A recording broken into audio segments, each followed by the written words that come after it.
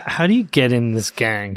Like, how does that happen? And how do people know they can start acting with impunity? The best analogy I've heard for that is actually from the journalist Nick Bryant, who's the guy that published Epstein's Black Book with Gawker and the flight logs, among other things. And he also wrote an amazing book on the Franklin scandal, which is about this extremely insane sexual blackmail and sex trafficking pedophilia network, really, that was active in DC in the 1980s during the Reagan era.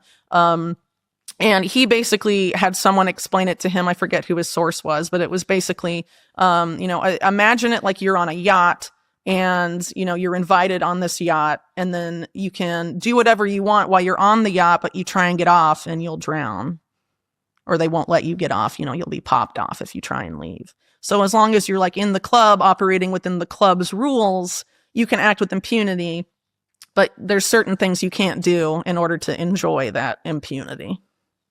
So is it like a set of unsaid rules? You with us? I would not know. Yeah, but what's your suspicion? Because like I'm trying to understand how once you're in this thing, you start to feel like, okay, I can start trafficking weapons. I can start trafficking women, young kids. I can start doing financial deals. Like, how do you know you're in that club and you can get away with it? So I'm not really sure, but let's take the case of Epstein, for example. Yeah. So it seems like Epstein's mentors in this world were a British arms dealer named Douglas Leese and a friend of Leese's named Adnan Khashoggi, who is a very infamous weapons dealer with ties to the Saudis, the UK, American intelligence, Israeli intelligence. No, that's Jamal Khashoggi. That's his nephew, I believe. Yeah. And Adnan Khashoggi, as an example, he was known for a lot of financial crime. He had a interesting appearance in the savings and loans crisis of the 1980s, for example. He banked with BCCI. He was a major arms dealer.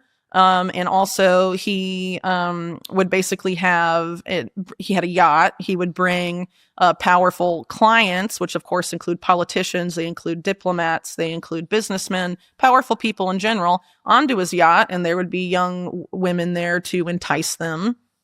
And people have alleged, including a head of a call girl ring active in Europe during the time that she said she was part of it, a sexual blackmail operation for its business. Right.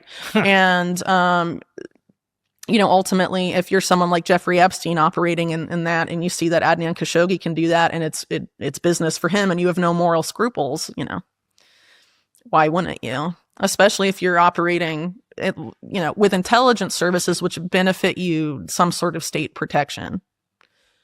John Kiriakou, who's a former CIA analyst, has talked about how, in the CIA in particular, you want to cultivate a source because you need their intelligence, you need their information.